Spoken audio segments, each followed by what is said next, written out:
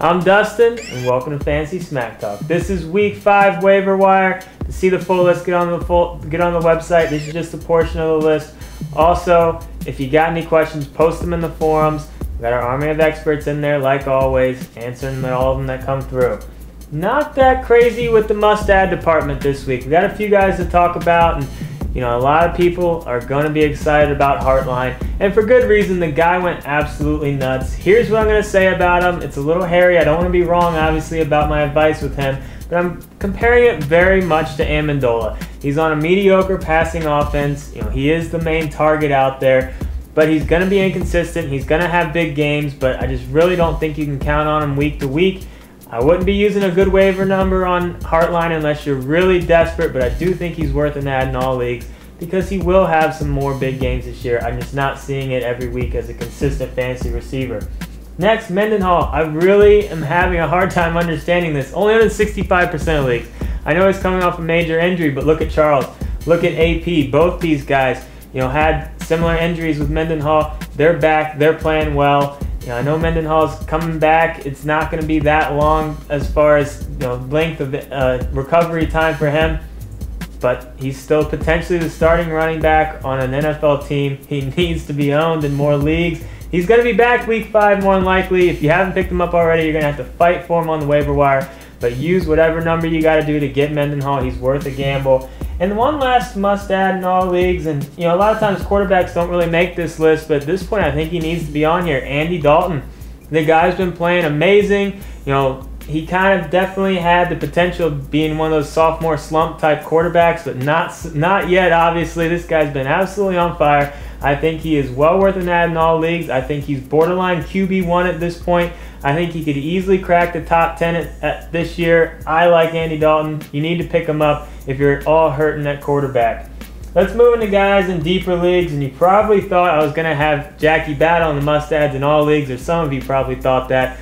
Not so fast. Ryan Matthews is by far the better running back out there.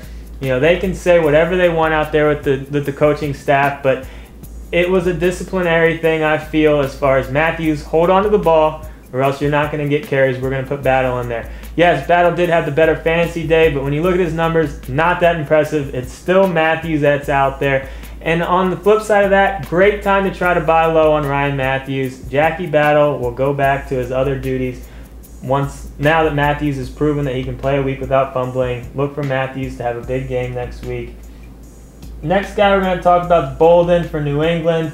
They find these guys out of nowhere a lot of times. Undrafted free agent that they picked up. The guy played amazing. He looked great. He actually outplayed Ridley as far as yards per carry.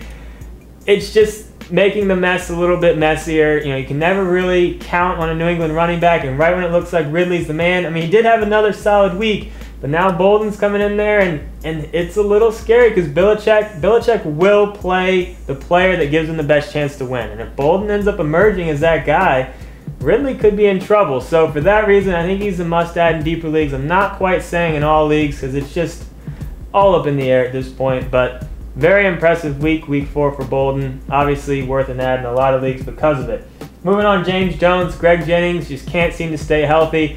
I'm not sure if he's going to miss any more time, but it really does look like Jones is kind of the guy that's going to benefit from any length of time for Jennings being out. If you need help at wide receiver, bye week issues, he's only on 30% of leagues right now.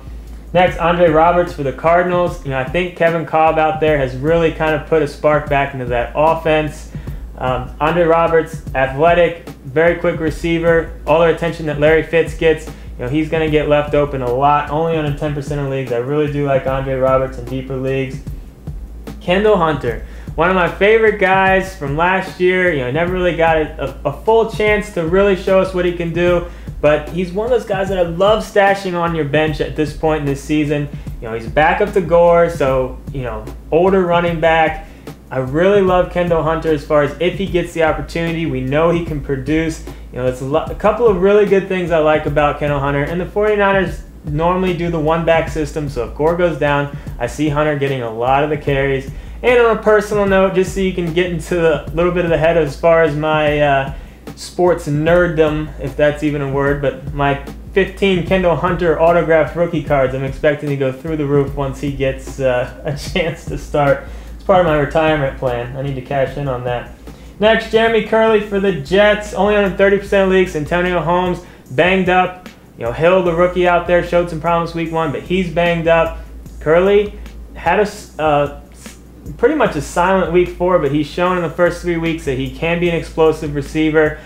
And it looks like Holmes could be out for a little while. So I know the Jets passing game isn't all that amazing, but if I was going to pick anyone to pick up at this point, it would be Curley. I like his upside.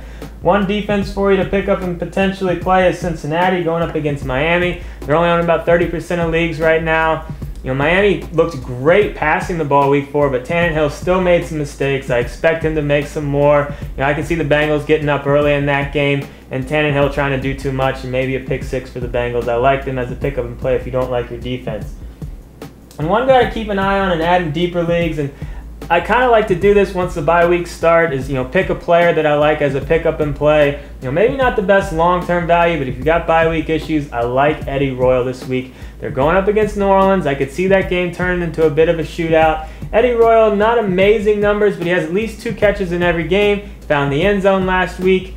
I'm liking Eddie Royal as a spot start if you need some help at wide receiver. Again, this is a portion of the list. See the full list, get onto the website. I'm Dustin. Brent and I will see you later this week, and post those questions in the forums.